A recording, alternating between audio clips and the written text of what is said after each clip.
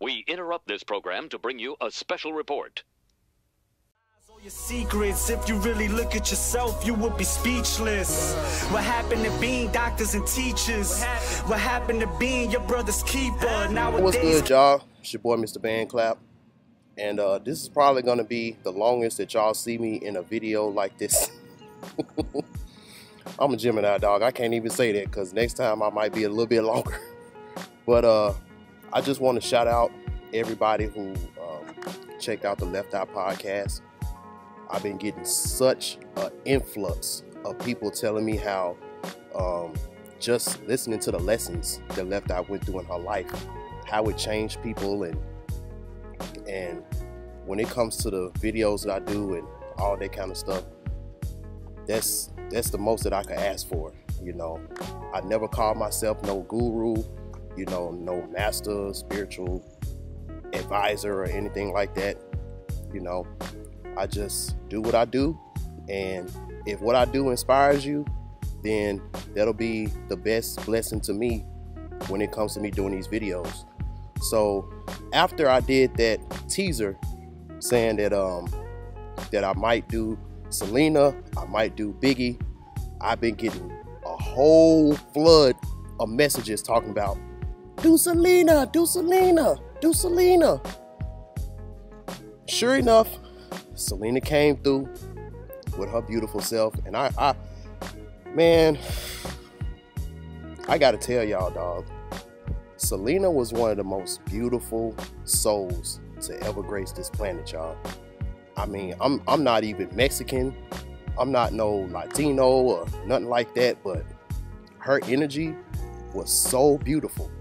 Like, I really wish that I could have met this girl.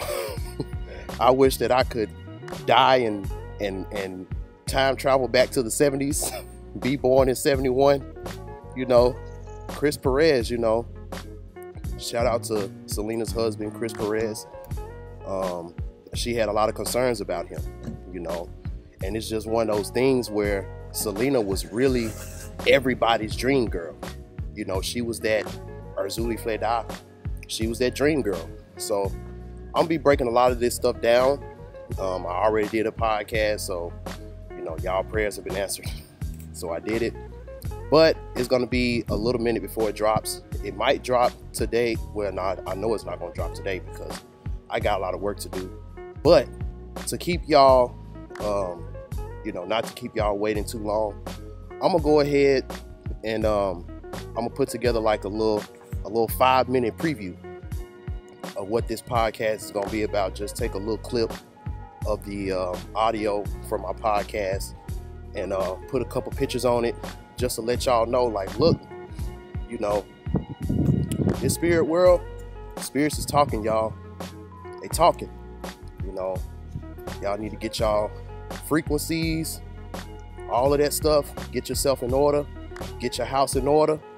So I won't be the only one, and Brother Panic and all of them won't be the only one that's getting these spiritual messages from these entities, because they ready to talk. You know, they ready to talk. And if your third eye is open and you got all your stuff, all your chakras going, and you're eating right, all of that, and you'll be able to tap into that frequency. You know, I never call myself no spiritual guru or no spiritual teacher or, you know, anything like that. I'm just a regular dude who just so happened to, with all the stuff that I've been through, managed to keep my childlike innocence. And that childlike innocence is what's been helping me this whole time, you know, with all this spiritual stuff that I've really been in since I was a kid. But, you know, when you get older, you just learn all the terminologies and all the definitions of all the stuff that you used to do as a kid. So shout out to Brother Panic, you know, one of my first spiritual teachers. And Bobby Hemmett, you know, I didn't get in touch with Bobby Hemmett with his videos and stuff like that till later on in my life, and I just feel like he's like a second dad to me. You know, I've been binge watching a lot of his stuff and binge watching a lot of Brother Panic stuff and Phil Valentine. Shout out to all the elders, all the ancestors. You know, their DNA is in my DNA. So all the research that they did and everything that they did while they was on Earth, all that has been inherited to me. It's been passed down to me. You know, I'm a Mercurial being. I'm a Virgo moon, Gemini sun, just like Biggie, you know. So without further ado, here's the 5-minute preview of Selena Quintanilla Perez, 1 in a million. I hope y'all like this, and I can't wait till I be able to drop the full video. And even in this, we still got a lot to talk about. So let's get the show on the road. To put all the pieces together and build. It's about analyzing and being disciplined to be able to see the lessons that's going on within the hard times that's going on in your life. And when it comes to putting the pieces together about Selena's life, that's what I'm trying to do with this podcast in a small way. And I feel like in my heart of hearts that astrally, I may be helping out Selena as well, because for a long time in the spirit world, just like that Underworld and the Urzulis podcast that I did, when I was talking about how the light-skinned girl gets picked on for no reason just because she's different from all the other girls or whatever, and then that light-skinned girl goes home and curls up in the ball crying, talking about why me, why me. And for a long time, that's what Selena has been asking herself. Why me? Why did I have to go through this? I ain't did nothing but try to bring y'all love and positivity and great music and just being a good loving person. Why me? Why did I have to be betrayed? Why did I have to suffer? And most of all, why is it that sometimes the worst things can happen to good people? And in a lot of ways, that's the worst type of depression, because it's hard to get over that. So let's go back to Selena's early life, because this is where Selena's life and Aaliyah's life are pretty much mirrored in a way.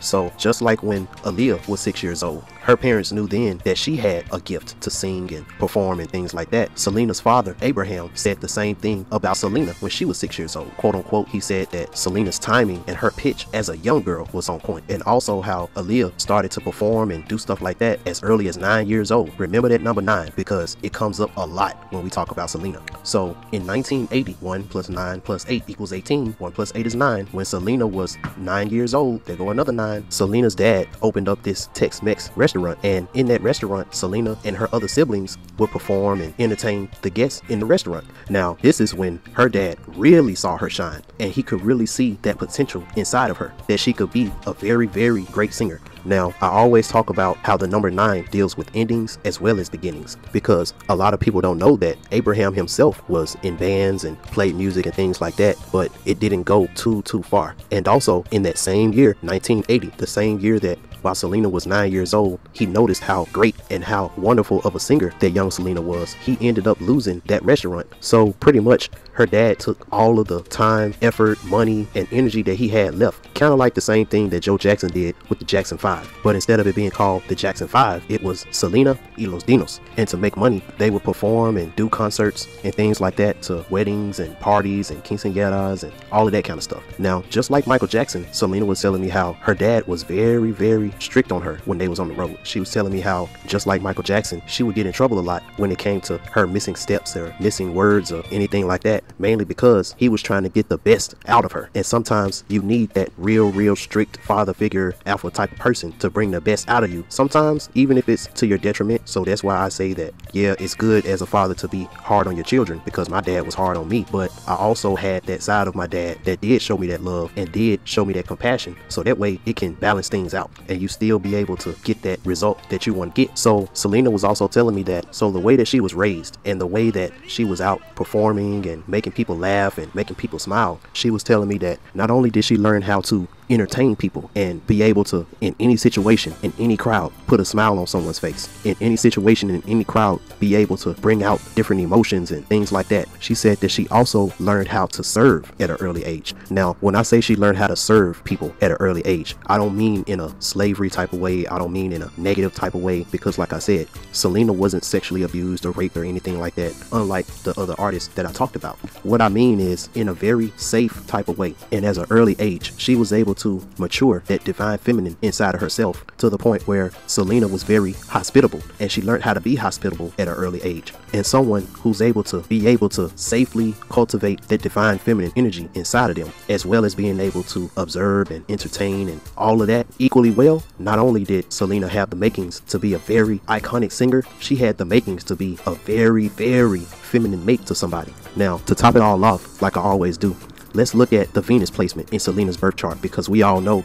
that Venus is the love planet. So looking at your Venus in your natal chart, it shows you how you're gonna love, and in a lot of ways how you expect to be loved. And when we talk about Erzulie Fleda, she lives on the planet Venus. That's the reason why her love is so sweet, and it's very, very strong, and it's very, very potent. And Erzulie Fleda will give you everything that you desire, all the love and all of that you desire. But just like how too much of anything can be bad for you, if you absorb too much of Erzulie Fleda's energy, it can overtake you. And just like how the divine feminine is naturally, it can swallow you whole still. So when we look at Selena's Venus, her Venus is in Pisces. So let's see how someone who has a healthy Venus in their natal chart that's in Pisces, let's see how they're gonna love or express love to others. So for a woman whose Venus is in Pisces, they're a sensitive lover who is in love with romance. This is a kind of person who wishes to have a perfect soulmate in their life. They do not desire a relationship with just anyone for the sake of a relationship. They want someone who will make them feel intense feelings of passion. Now, on a side note, when it comes to picking a girl and all of that, their Venus is one of your most important signs to look for as far as compatibility, because when it comes to that point where you're trying to really